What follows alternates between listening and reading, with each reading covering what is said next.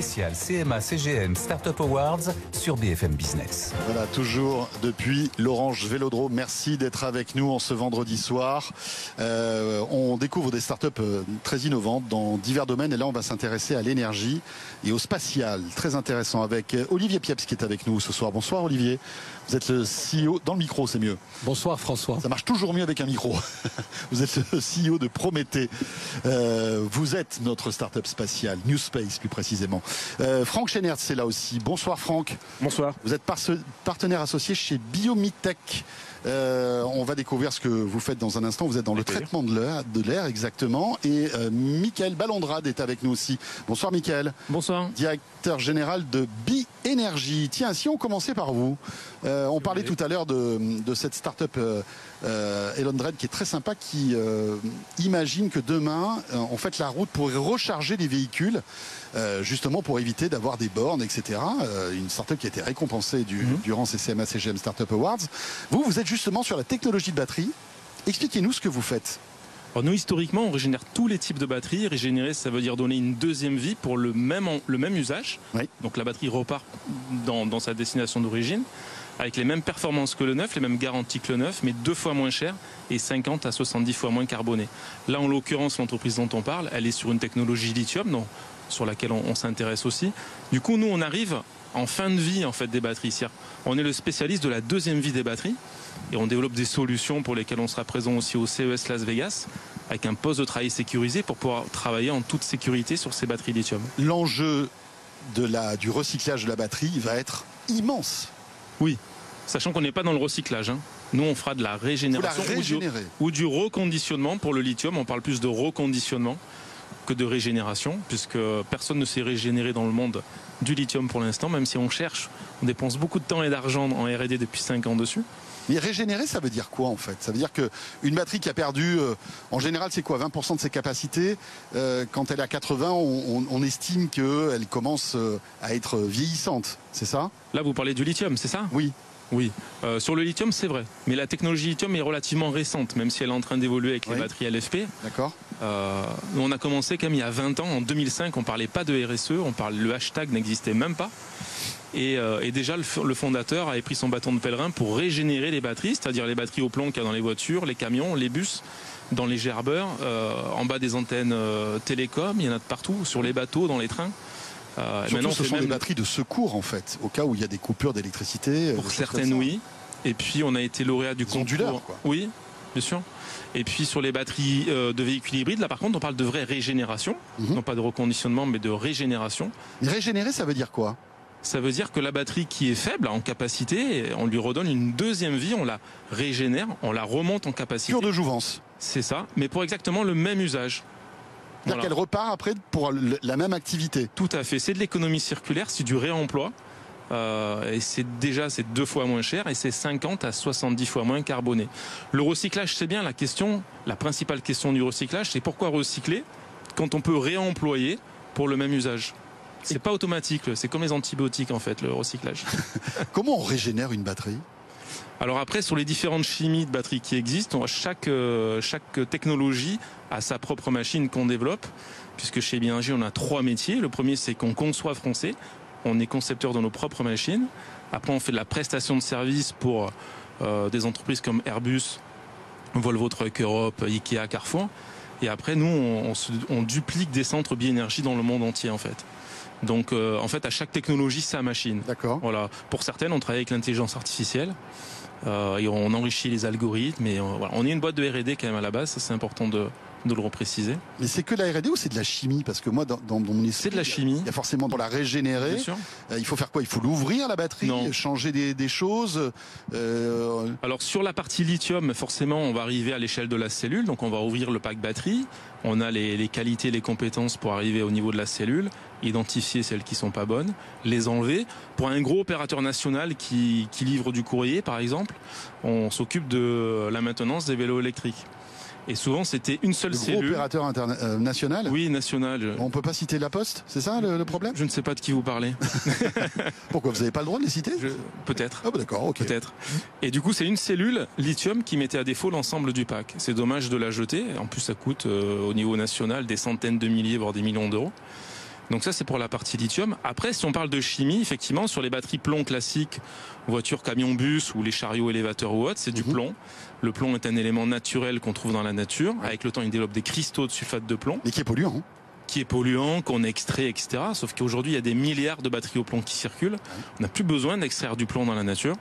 Donc vous reprenez le plomb qui était dans les batteries, c'est ça? Mieux que ça, non. On n'ouvre pas la batterie. On a une machine française qui envoie un signal électrique à la batterie. Okay. Ce signal électrique, 300-400 ampères, se transforme en choc mécanique, vient casser les cristaux et ça se dissout comme du sucre dans du café. Il reste plus rien. On a récupéré la capacité de la batterie sans l'ouvrir. C'est-à-dire qu'en mettant la batterie dans une espèce de machine, c'est un peu la résurrection de la batterie, simplement. Tout à fait, exactement. C'est ce que nos clients apprécient, nous croient pas. On a eu une grande chaîne de réparation de voitures qui nous a écrit en nous demandant si on n'avait pas changé et mis des batteries neuves. Tellement le travail est propre et bien fait. Voilà. Vous êtes beaucoup à faire ça? Enfin, vous êtes les seuls ou est-ce que vous avez des concurrents ou... Sur la partie plomb, véhicule hybride, nickel-cadmium, on est 3 dans le monde à fabriquer ce type de machine-là. D'accord. Il y a 2 Sud-Coréens et nous. Donc le marché est vraiment colossal, effectivement. Et vous êtes basé où? L'usine, on a ouvert la première usine au monde de régénération de batteries à Avignon. On a aussi un bureau Technopole de l'Arbois. D'accord. Et voilà, et ça fait 1 an qu'on a l'usine, on est passé à 1500 mètres carrés, on a un vrai outil de production, ça fait vraiment plaisir. Top. Franchement, c'est passionnant. Faut venir nous voir. Eh ben, on viendra vous voir. Vous régénérez les humains ou pas encore? On aimerait bien. Bon, non, nous, on n'en a pas besoin, mais voilà. Sait-on jamais. Merci beaucoup, directeur général de Bi-Énergie. Merci. Olivier, c'est à nous. Là, on va parler de New Space avec Prométhée. Olivier Pieps, vous en êtes le CEO. Est-ce que vous pouvez nous présenter Prométhée, ce que vous faites en fait dans ce monde passionnant qu'est l'espace? Alors, en mettant des constellations de petits satellites en orbite, en fait, on va être les premiers en Europe à amener le temps réel dans l'observation de la Terre. Voilà ce qu'on fait. Alors évidemment, un terme fondamental, c'est la souveraineté, puisque ce serait un système français européen. Donc c'est important. C'est quoi cette souveraineté? C'est avoir en fait la capacité de gérer les problèmes existentiels d'un État, d'une région, d'une entreprise. On va arriver là-bas. Et donc les régler, que ce soit le dérèglement climatique, de la logistique, de la sécurité, de manière tout à fait autonome. Si j'ai bien compris, moi je retiens ce que vous disiez au tout début, c'est-à-dire qu'en fait vous êtes un peu une webcam de la planète, vous arrivez en temps réel à filmer ce qui se passe et on peut le voir? Ou j'ai pas bien compris? Alors en fait, Copernicus, qui est la référence, le grand projet européen, c'est une image tous les 6 jours, 5 à 6 jours. Donc il y a une image qui est prise tous les Oui, parce que c'est voilà, tous les 6 jours on est capable on repasse si on est capable de prendre une image. Okay. Nous ce sera une image toutes les 40 minutes, en plus avec une précision 10 fois supérieure au système européen. Donc c'est pas de la webcam encore, mais c'est beaucoup plus précis que Copernicus. En effet, James Bond qui court avec sa montre et qu'on lui dit à gauche, à droite, ça c'est pas possible. C'est pas encore le cas, mais on se rapproche. On y arrivera un jour ou pas, vous pensez? Alors je pense avoir par exemple une image qui viendrait de quelques centaines de kilomètres d'altitude en temps réel qui pourrait être retransmise de manière perpétuelle. Je pense déjà, c'est assez incroyable, c'est 450 km, une résolution de 80 cm. C'est comme si d'ici, alors je parle de Paris, on regarde Londres et on regarde un objet de 80 cm. En effet, c'est extraordinaire. Il faudrait une optique. Alors l'optique est là, mais le temps réel, en fait, nous on est sur des systèmes d'alerte, mais à terme, quand il y aura suffisamment de satellites, on pourra regarder en temps réel tous les points de la Terre. Pour le moment, on travaille en fait avec du cloud et des sociétés comme Dassault Systèmes qui font des twins digitaux avec toutes les images. Ils construisent une vision de la Terre en quasi temps réel. Ça, c'est la première étape avant vraiment une vision en temps réel complète. Et vous en êtes où aujourd'hui? Vous avez lancé vos satellites, vous êtes en projection, vous préparez tout ça, racontez-nous. Alors on a un satellite là qui tourne à 27 000 km à l'heure à 500 km d'altitude là, et on peut avoir une image de tout endroit de la Terre. Je veux dire, voilà, évidemment, il faut attendre que le satellite passe au-dessus. Quand il y en aura 20, puisque c'est ça l'objectif, on aura nos performances dans le temps. Mais ce que je voulais dire, c'est que la révolution ici à Marseille, on s'est passé au B2B. Parce que les premières activités, c'était vraiment travailler avec les gouvernements. Et là, on a la chance ici avec The Box. Oui, The Box. The Box, CEMA CGM. C'est vraiment, c'est une machine de guerre. On amène un outil, un marteau extraordinaire et on discute avec eux pour voir l'utilisation, les use cases. On essaye d'inventer des solutions futures grâce à cet outil. Et ça, c'est vraiment une initiative, je trouve, assez extraordinaire et puissante. Photographier on va dire la logistique, le transport maritime, c'est ce que CMA CGM pourrait imaginer ou pas? Oui, il y a beaucoup d'applications, car je répète toujours, pour décider, il faut comprendre. Pour comprendre, il faut voir.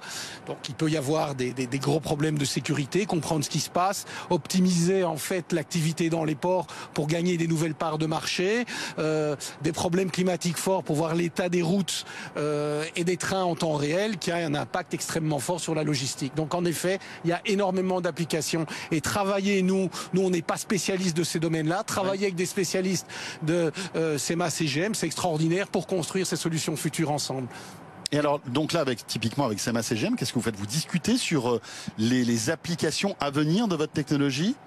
Exactement. On regarde ce qu'est la démarche, qui est quand même puissante, c'est aller voir tous les grands spécialistes, identifier leurs fameux problèmes existentiels et voir comment nos nouvelles technologies, nos nouvelles solutions peuvent leur donner des avantages concurrentiels. Un chiffre d'affaires plus important, une réduction des coûts, voilà, c'est ça qu'on essaie de faire avec eux. Et votre satellite qui tourne là en ce moment, il a des clients ou pas? Ou est-ce que c'est simplement pour l'instant un peu exploratoire pour... Alors il s'appelle Protométhée, donc Protométhée c'est un prototype, mais on a des images achetées par l'Europe, par l'ESA, par l'Agence spatiale européenne, donc on démontre en fait tout ce qu'on fera plus tard quand on aura 20 satellites. Et la qualité de l'image? Là par exemple, le satellite prend une image de Marseille, qu'est-ce qu'on verrait? Le détail, c'est quoi? On verrait des belles images de Marseille. Comme je vous dis, on développe avec des partenaires une caméra complètement révolutionnaire pour la prochaine génération dans 1 an. Là, on travaille, on a quelques mètres de résolution, mais on peut déjà démontrer ce qu'on peut faire en disant là, vous voyez, vous verrez 2 fois mieux dans 1 an avec les nouveaux équipements. C'est passionnant aussi. Merci beaucoup Olivier Pierre, donc de Prométhée. Franck, c'est à nous. Franck Schenertz, donc partenaire associé chez Biomitech. C'est ça. Alors avec vous, on parle du traitement de l'air. Oui. L'air, évidemment, qui est de plus en plus pollué. Et quelle est on va dire, la philosophie de Biomitech, justement par rapport au traitement de l'air, et comment la technologie peut révolutionner tout ça? Alors, Biomitech, c'est la contraction de biomimétisme et technique. Donc, le biomimétisme, c'est l'utilisation d'un humain, de quelque chose de vivant. Dans notre cas, c'est des algues, des micro-algues, qui vont traiter l'air, qui vont capter le CO2 et le transformer, comme pourrait le faire un arbre, le transformer en oxygène et en biomasse. C'est-à-dire qu'on produit encore plus de micro-algues et encore plus d'oxygène. Comment ça marche? Comme un arbre, de la même manière. On a un bioréacteur. Un bioréacteur, on va dire que pour simplifier, c'est un tube dans lequel on va faire passer notre courant d'air. On va buller, microbuller. Et lors de ce microbulage, les microalgues vont s'attaquer aux polluants. Alors tout type de polluants, tout à l'heure on parlait du CO2, qui est un des sujets, mais on peut travailler aussi sur les particules fines, enfin pas mal de polluants différents.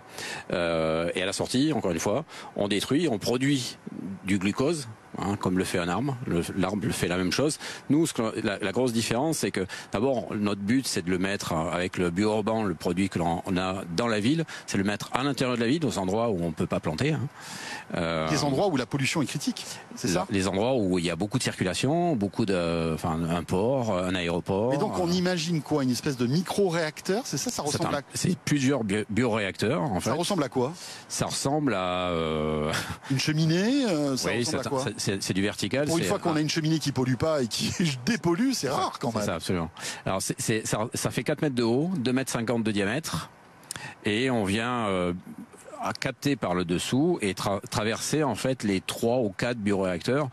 On est dans une génération, là, la génération qui vient de sortir, on traite 1800 cubes heure. Et Après, la prochaine génération... On n'arrive pas à se rendre compte de ce que ça représente, 1800 cubes je heure. peux vous situer par quelque chose que tout le monde va à chez soi, c'est les hottes aspirantes que l'on a au-dessus des cuisines. Oui. Une hotte qui tourne très vite, elle tourne à 300 cubes heure. Elle va renouveler l'air de votre pièce à peu près en 1 heure. Nous, sur un tout petit produit, un bioréacteur, on va récupérer à peu près 200-300 cubes et on va récupérer la même chose, l'équivalent de la respiration de 20 personnes dans une pièce en 1 heure. Voilà, ça c'est un produit intérieur. Le produit extérieur était à 1800 cubes et la prochaine génération sera à 10 000 cubes heure. Donc là, on rentre dans l'étape juste avant l'industrie. C'est-à-dire qu'avec 10 000 cubes heure, on commence à avoir si on prend l'équivalent en arbre, parce que c'est intéressant de savoir, un arbre va arriver à capter 47 kilos de CO2 à l'année. Oui. Donc ça, c'est la référence qu'on peut avoir, la nature nous le donne. Nous, sur le Bio 2, on va capter à peu près 130 à 150 chênes adultes, l'équivalent d'eux. Et sur la prochaine génération, on sera à peu près à 800 arbres qui vont être à la place, mais au niveau de 800. Oui, voilà, avec une comparaison. Voilà, je prends encore une image pour essayer de bien comprendre. Le périphérique parisien est très polluant.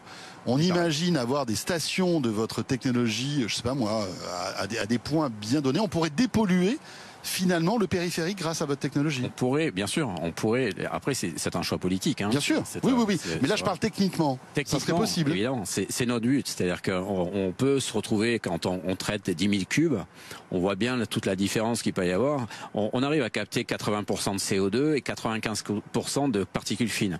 Donc on voit l'impact immédiat qu'on pourrait avoir sur des points très précis. En mettre un, évidemment, c'est intéressant, mais plus on en met, plus on sera efficace. Est-ce que les algues qui font le job, elles sont vivantes finalement? Oui. Il faut les changer régulièrement. Ça mérite un entretien assez régulier? Alors, ça ne demande pas obligatoirement l'entretien. Il faut faire attention à nos algues parce que c'est notre être vivant. C'est quelque chose que... ce qui va se passer, c'est qu'elles vont saturer, c'est-à-dire qu'elles grossissent, elles vont se multiplier. Et donc, on est obligé d'enlever une quantité d'algues pour que le bioréacteur fonctionne correctement. Donc, on a 2 cultures par an ou 3 cultures par an sur le direct air capture. Par contre, quand on est dans l'industrie, on a une production qui est constante. L'industrie, la différence entre l'air qu'on respire aujourd'hui, qui est chargé à 0,04%, l'industrie, on est chargé à 40%. Donc là, on a une très grosse production, on a une très belle efficacité. En contrepartie, on a des microalgues qui vont pousser beaucoup plus vite. Donc là, l'idée, c'est d'utiliser les microalgues pour en faire un biogaz grâce à la méthanisation. Et on travaille sur un projet de biohydrogène avec des bioréacteurs. Elles sont toujours vivantes à ce moment-là. On les utilise, elles ont grossi, et on les utilise pour produire de l'hydrogène. On parle beaucoup de purificateurs d'air. Vous êtes beaucoup plus performant en fait que les purificateurs d'air, si j'ai bien compris. Nous, on n'est pas tout à fait sur le même marché. Hein. Nous, ce qui nous intéresse, c'est de purifier et produire de l'oxygène. Ces 2 éléments-là. Si on regarde dans une pièce, on enferme des gens pendant 3 heures dans une pièce, le taux de CO2 augmente énormément. Donc ça, c'est un intérêt pour les open space, pour les endroits recevant du public. On a tout un intérêt de produire de l'oxygène. Donc c'est l'étape d'après la dépollution avec des filtres physiques, on va dire, des filtres. Et c'est l'étape d'après, c'est de produire quelque chose. Et ce qu'on produit nous, c'est l'oxygène. Eh bien, merci beaucoup. C'est là aussi passionnant.